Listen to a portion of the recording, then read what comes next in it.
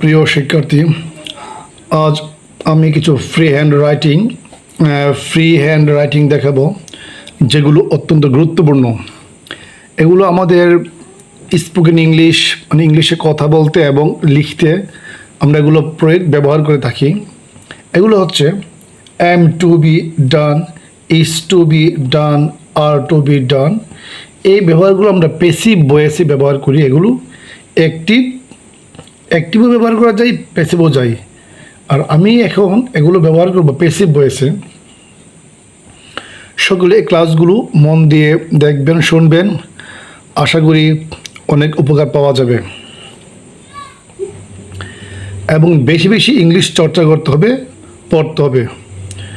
বেশি বেশি না চর্চা করলে ইংলিশ জানা যায় না। যেমন এখানে দেখি, the books are to be sold. এখানে 3 নম্বরটা দিয়ে প্রয়োগ করলাম, are to be. The book subject are to be. এখানে আর হচ্ছে বি ভার্ব, মানে অক্সিলারি ভার্ব। এই অক্সিলারি ভার্বের পর আমরা টু বি যুক্ত করে প্যাসিভ ভয়েস করা যায়, are to be sold. Are to be এরপর B3 হয়, ভার্বের পাস্ট পার্টিসিপল বসে। যেমন the books are to be sold, বইগুলো বিক্রি করতে হয়। বইগুলো বিক্রি করতে হয়, দ্য বুকস বইগুলো। আর টু বি এর বাংলা অর্থ আমরা হয় দিয়ে বোঝাই, সোল্ড বিক্রি করা। তাহলে আর টু বি সোল্ড এর বাংলা অর্থ হচ্ছে বিক্রি করতে হয়, বইগুলো বিক্রি করতে হয়। এই বাংলা অনুবাদটাকে আমরা ইংলিশে করলে হবে the books are to be sold. এখানে দ্য বুকস এই বুক শব্দটা হচ্ছে প্লুরাল, তাই আমরা এখানে আর ব্যবহার করলাম। তারপরটা trees are to be taken care of, গাছগুলোর যত্ন নিতে হয়। Trees subject, are to be auxiliary verb. এখানে আর টু বিতে বোঝাচ্ছে অক্সিলারি ফ্রেজ। টেকেন B3, আর এখানে টেক কেয়ার অফ, এটা হচ্ছে ভার্ব এখানে। আর মেইন ভার্বটা হচ্ছে টেক, গাছগুলোর যত্ন নিতে হয়।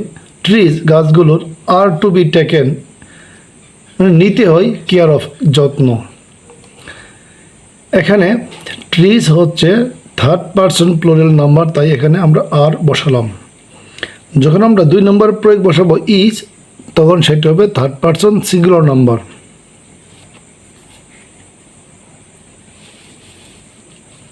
3 নম্বর sentence, the work is to be done for money, টাকার জন্য কাজটি করতে হয়। The work subject, is to be auxiliary phrase, done B3 for money others অথবা অবজেক্ট। দ্য ওয়ার্ক মানে কাজটি ইজ টু বি ডান মানে করতে হয়, ফর মানি টাকার জন্য। এখানে দ্য ওয়ার্ক এটা হচ্ছে থার্ড পারসন সিঙ্গুলার নাম্বার, সেক্ষেত্রে এখানে আমরা ইজ দিলাম। তাহলে ইজ আর একই, শুধু পারসন বেদের চেঞ্জ হয়। যদি হয় থার্ড পারসন সিঙ্গুলার নাম্বার, তাহলে আমরা এখানে ইজ বসাবো। আর যদি হয় থার্ড পারসন প্লুরাল নাম্বার, তাহলে আর বসাবো। আর টু বি ঠিকই থাকবে। টাকার জন্য কাজটি করতে হয়, ইংরেজি বলতে হবে the work is to be done for money. পরের sentence, many books are to be read, অনেক বই পড়তে হয়। মেনি বুকস সাবজেক্ট, আর হচ্ছে অক্সিলারি ভার্ব, কিন্তু আমাদের কাজটা হচ্ছে আজকে আর টু বি নিয়ে, তাহলে বলা যায় অক্সিলারি ফ্রেজ। রেড B3 ভার্বের পাস্ট পার্টিসিপল। মেনি বুকস অনেক বই, আর টু বি রেড পড়তে হয়, অনেক বই পড়তে হয়। এর ইংরেজি বলতে হবে many books are to be read. The rule is not, তাহলে আমরা এখানে যে 4টি ব্যবহার দেখলাম তা হচ্ছে হাবোধক সেন্টেন্স মানে অ্যাসার্টিভ সেন্টেন্স। এখন আমরা দেখব একটা নাবোধক বাক্য মানে নেগেটিভ সেন্টেন্স। সেই ক্ষেত্রে আর টু বি বা ইজ টু বি এর ইজ আর এর পরে নটটা দিলে চলবে। যেমন the rule is not to be changed, নিয়মটি পরিবর্তন করতে হয় না। The rule subject is not to be, এখানে ইজ টু বি আগের মতোই বসছে, জাস্ট নটটা বসালাম ইজের পর, তাহলে ইজ নট টু বি এটা হচ্ছে অক্সিলারি নেগেটিভ ফ্রেজ। চেঞ্জড এটা হচ্ছে B3। নিয়মটি, দ্য রুল নিয়মটি is not to be changed মানে পরিবর্তন করতে হয় না, নিয়মটি পরিবর্তন করতে হয় না। ইংরেজি বলতে হবে the rule is not to be changed. তারপরে sentence, the tree is not to be cut, গাছটি কাটতে হয় না। The tree subject, is not to be এটা আগের মতোই অক্সিলারি নেগেটিভ ফ্রেজ, কাট ভার্বের পাস্ট পার্টিসিপল, গাছটি কাটতে হয় না। The tree is not to be কাট।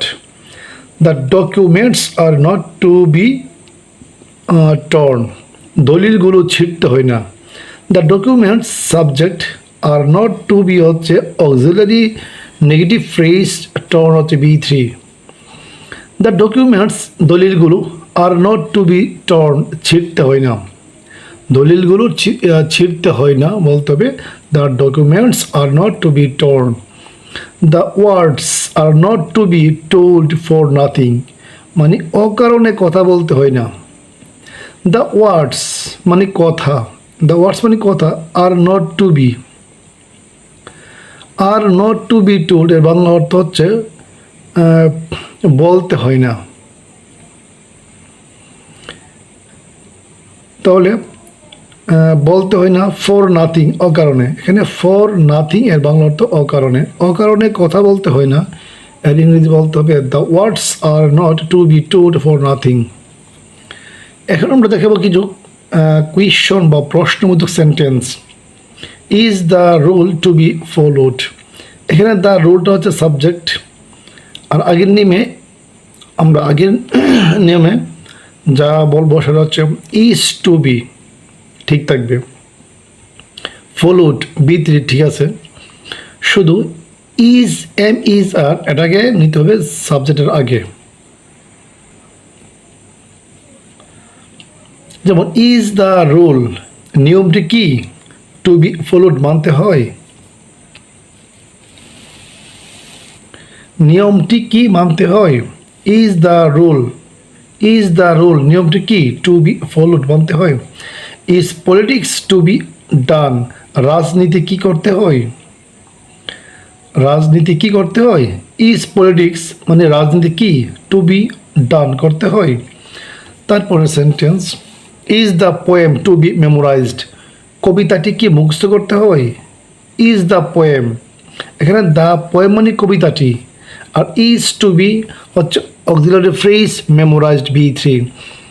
তাহলে ইজ টু বি থেকে শুধু ইজটাকে আগে নিতে হবে কর্তার আগে, তাহলে ইজ দ্য পোয়েম মানে কবিতাটি কি টু বি মেমোরাইজড মুখস্থ করতে হয়। এখন দেখব কিছু নেগেটিভ কোয়েশ্চন সেন্টেন্স। যেমন ইজেন্ট, আগের বাক্যটা সেম, ইজের পরে ছিল সাবজেক্ট, এখন ইজ এরপর একটা নট যুক্ত করলেই হয়ে যাবে নেগেটিভ কোয়েশ্চন সেন্টেন্স। ইজেন্ট অথবা is not the duty to B performed, এর বাংলা অর্থ হচ্ছে দায়িত্ব কি পালন করতে হয় না। দ্য ডিউটি দায়িত্ব সাবজেক্ট, তাহলে ইজ নট দ্য ডিউটি দায়িত্ব কি হয় না টু বি পারফর্মড পালন করতে। তারপরের সেন্টেন্স, এখন আমরা দেখব WH ওয়ার্ড দিয়ে কিভাবে বাক্য তৈরি করতে হয়। প্রথমে WH ওয়ার্ড,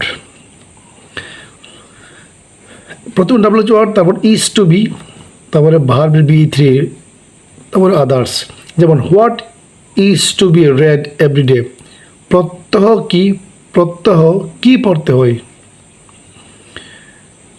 হোয়াট মানে কি, ইজ টু বি রেড মানে পড়তে হয়, এভরিডে প্রত্যহ বা প্রত্যেক দিন। তাহলে what is to be read মানে কি পড়তে হয় এভরিডে প্রত্যহ। তারপরের সেন্টেন্স দেখব, why is the rule to be obeyed, কেন নিয়মটি মানতে হয়। হোয়াই ডাব্লিউএইচ ওয়ার্ড, তারপর একটা ইজ বি বার, তারপর সাবজেক্ট, আর ইজের পর থাকবে টু বি। আমরা ইজটাকে আনবো সাবজেক্ট এর আগে, টু বি ঠিক থাকবে B3, তারপরে ফর্ম। হোয়াই কেন, ইজ দ্য রুল, হোয়াই কেন ইজ দ্য রুল নিয়মটি টু বি ওবেড মানতে হয়, কেন নিয়মটি মানতে হয়। Why is the rule to be obeyed, which book is to be read to make a good result, ভালো ফলাফল করার জন্য কোন বইটি পড়তে হয়। হুইচ বুক মানে কোন বইটি, ইজ টু বি রেড পড়তে হয়, তার মানে which book is to be read এর বাংলা অর্থ কোন বইটি পড়তে হয়, টু মেক করার জন্য, এ গুড রেজাল্ট ভালো ফলাফল।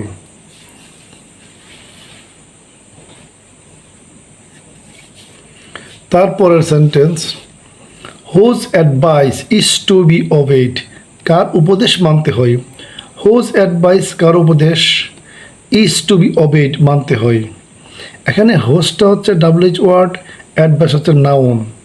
হুজ আর হুইচ এরপরে নাউন বসে, যেমন এখানে বুকটা নাউন, হুইচ বুক, এখানে হোজ অ্যাডভাইস, হুইচ হোজ এরপর নাউন বসে। হোজ অ্যাডভাইস কার উপদেশ, ইজ টু বি ওবেড মানতে হয়। How is spoken English to be learned, spoken English কীভাবে শিখতে হয়। হাউ মানে কীভাবে, ইজ স্পোকেন ইংলিশ মানে কীভাবে spoken English to be learned শিখতে হয়।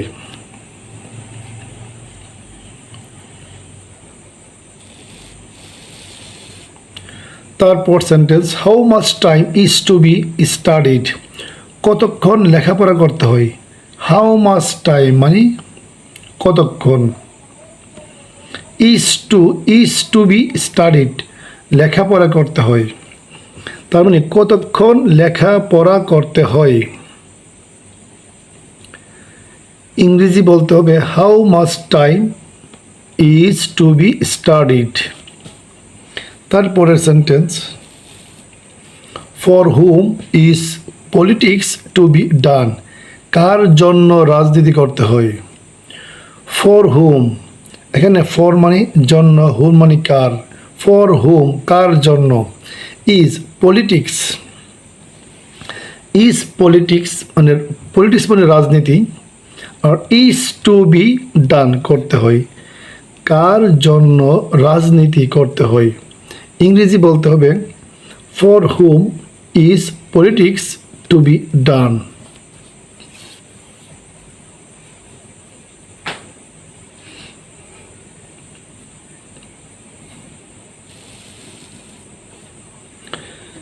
শেষ sentence, from where are the vegetables to be brought, কোথায় থেকে সবজি আনতে হয়। ফ্রম মানে থেকে, হোয়ার মানে কোথায়, তার মানে ফ্রম হোয়ার কোথায় থেকে,